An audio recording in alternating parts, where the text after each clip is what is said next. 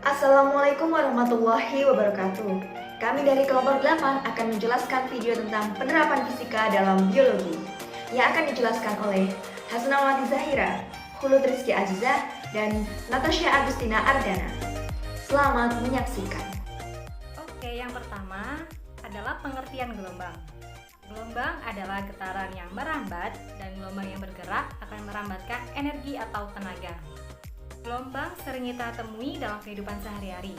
Seperti saat kita pergi ke pantai, kita bisa melihat ombak atau bisa juga disebut dengan gelombang laut.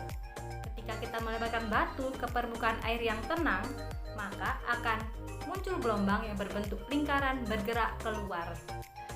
Jenis gelombang.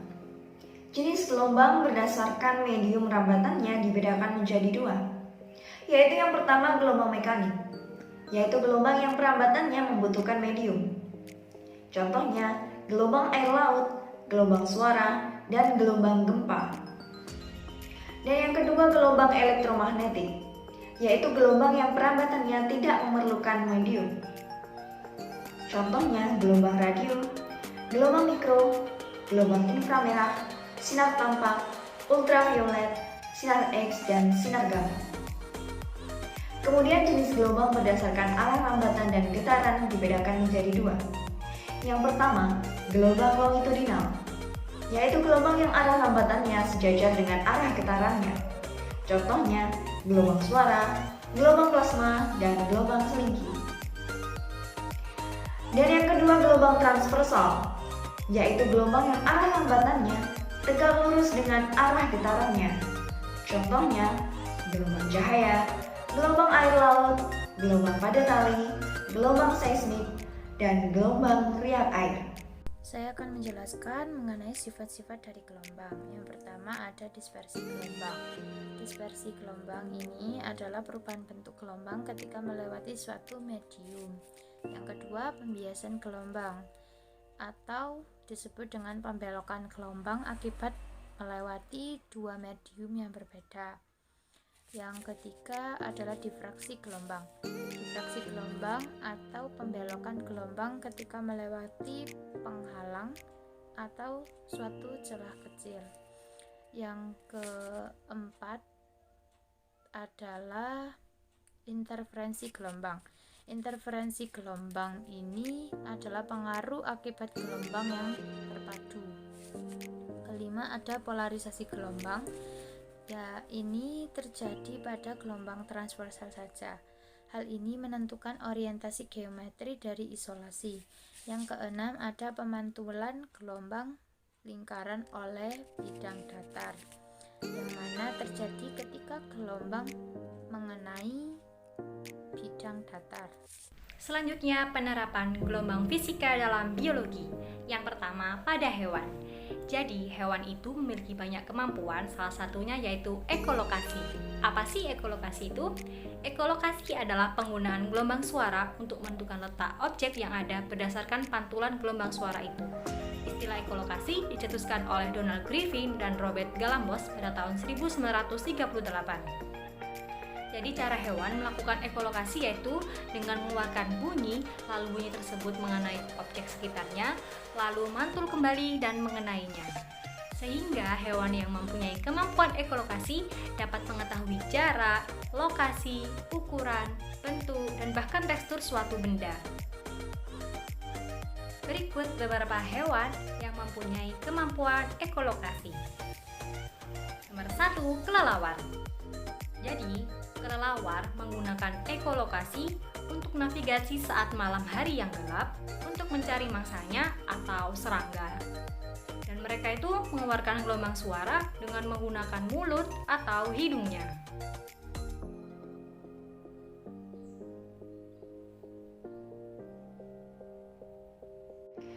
Paus dan lumba-lumba membutuhkan ekolokasi saat berenang untuk menentukan arah lokasi saat berenang, mengetahui kedalaman laut, menghindari rintangan, dan mengetahui mangsa buruannya. Paus dan lumba-lumba tidak memiliki pita suara, namun menghasilkan gelombang sonar dan gelombang ultrasonik.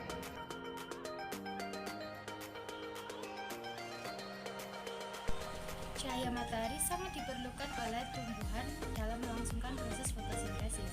Cahaya matahari ini berfungsi sebagai sumber energi untuk mengubah karbon dioksida dan air menjadi glukosa. Penyerapan cahaya matahari sangat tergantung oleh intensitas cahaya, panjang gelombang, dan juga lama penyinaran. Semakin rendah intensitas cahaya yang diserap oleh tumbuhan, maka semakin rendah pula laju dari proses fotosintesisnya. Hal ini dikarenakan energi yang diserap tidak mencukupi kebutuhan dalam proses fotosintesis ini.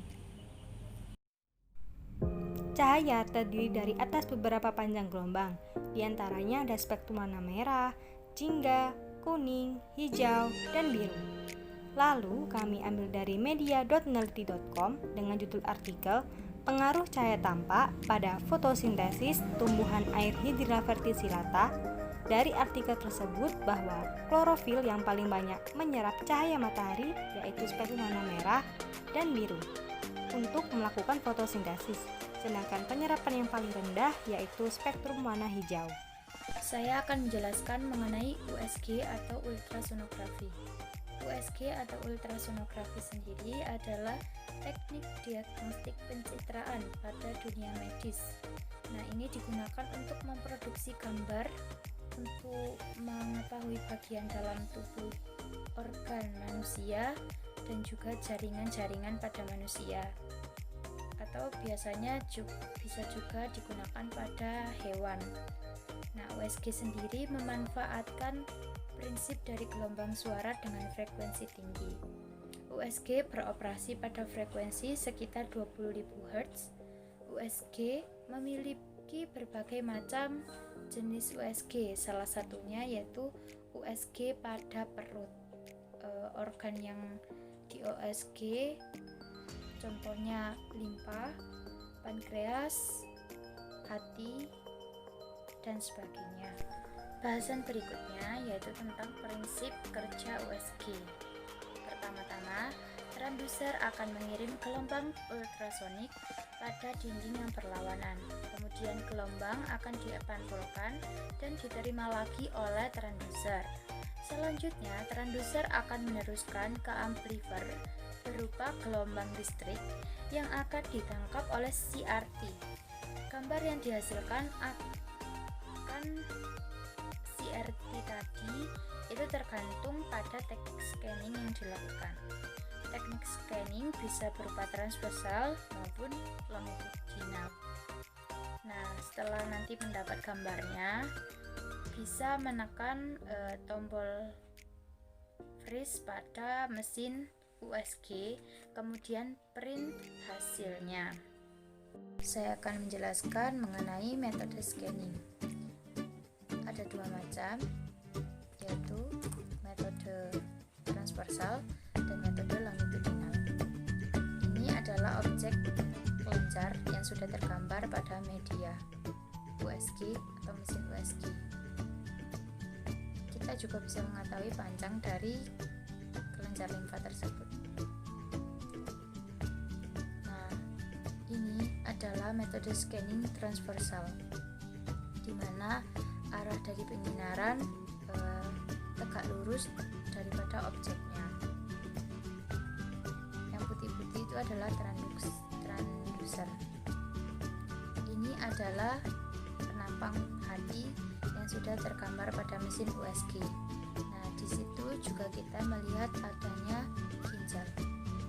Nah, sebelum melakukan USG, biasanya dikasih gel terlebih dahulu. Yang ini adalah metode scanning longitudinal. Jadi arah penyinarannya sama dengan objeknya.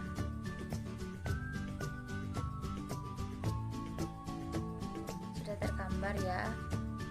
Kita bisa melihat diameter dari atau panjang dari limfanya. Terlihat lebih panjang ketika menggunakan metode scanning longitudinal. Sekian video penjelasan dari kelompok kami. Semoga bermanfaat bagi kita semua. Wassalamualaikum warahmatullahi wabarakatuh.